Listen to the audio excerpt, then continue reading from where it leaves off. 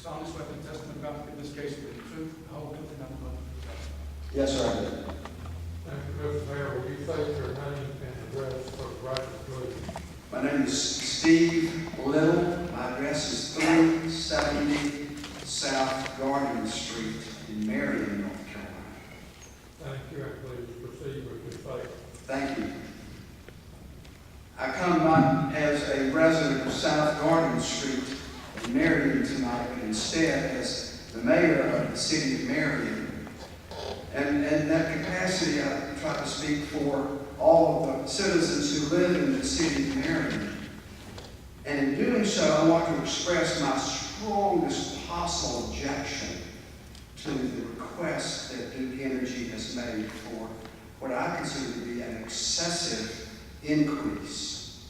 I do want to acknowledge that I know personally perhaps 4 or 5 people who work for Duke Energy, and I consider them to be fine and honorable people. Robin Nicholson is one of them, Tim Gauze, Jimmy Fallon. There are a few that I have had the pleasure of getting to know a little bit. And they're good people. They aren't the decision makers for Duke, and therefore I don't paint them with the brush that I do paint the policy makers at the corporate office. A request for an increase of the size that we see is unconscionable. The level of return that Duke is seeking is not the level of return that a single member of the community of Marion, North Carolina, can get in any investment. We can't put our money in the bank and get more than most of us, 0.25%. And because that's the current market. To be faced with a proposition that Duke thinks it should receive a double-digit return in this same market is unconscionable. It is simply not reasonable. It is not fair for there to be a difference in the amount of charges depending upon who the customer is. Likewise, is something that I struggle to understand the fairness of. I will give you one example. The city of Marion pays roughly $380,000 a year. Now that might not be pocket change to Duke, but that is a heck of a lot of money to the city of Marion.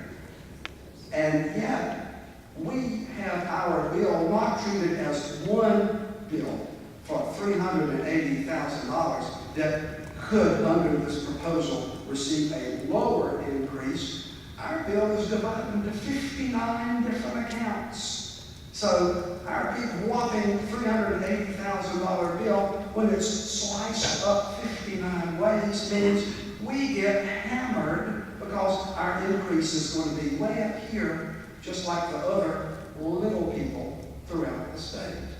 We're not one of the big guys. We aren't the rich. We aren't the famous. We aren't the powerful. And so we get squeezed, and we get hammered, and we get sliced up into 59 pieces. And we're not particularly happy about that because it's simply not fair.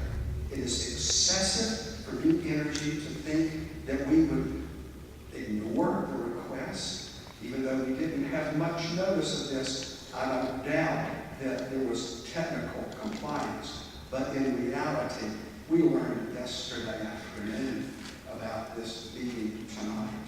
So we're upset about it. It is excessive. It is not reasonable in any regard. A company as big as Duke it looks like that they perceive that they can get anything that they want. I will end my comment with a reflection of something that I remember so well from the autumn of 1971, when I was a college student. I saw a commercial on television one evening that I thought was so unbelievably strange. It was a commercial by the American Petroleum Institute. And I don't remember all that it said, but the end of the commercial showed a visual image of a heart monitor. And the closing comments of the commercial said, a country that runs runs on oil can't afford to run out. Then there was a flat line. At that time, the price of gasoline was about 40 cents a gallon.